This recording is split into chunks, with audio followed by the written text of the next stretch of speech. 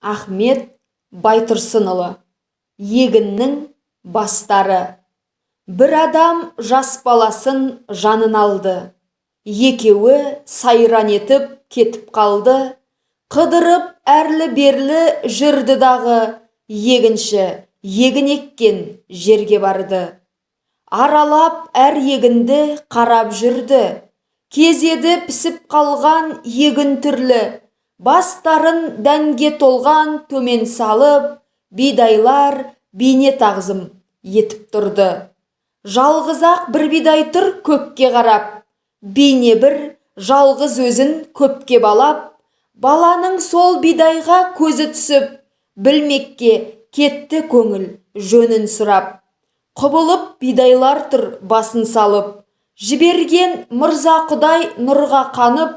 Ей, әке, мұның мәнін түсіндірші, бір іске тұрмын өзім қайран қалып. Бұл бидай көтеріп тұр басын көкке, қарайды шекірейіп өзі көпке. Өзіне өзгелерді теңгермейтін соншама бұл бидайдың дәні көп пе?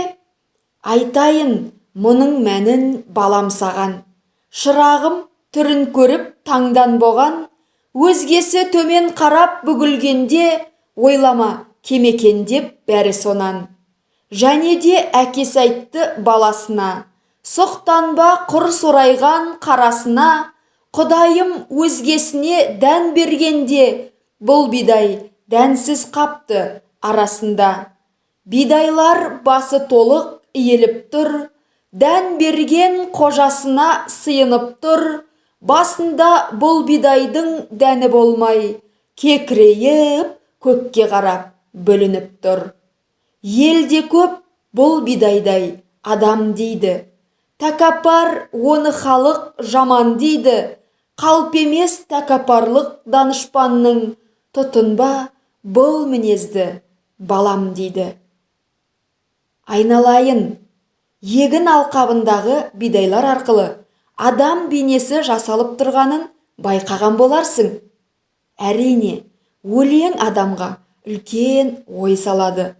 Тәкаппар болмауға тәрбиелейді. Тәкаппарлық жаман қасиет екенін естен шығармайық, жас достарым.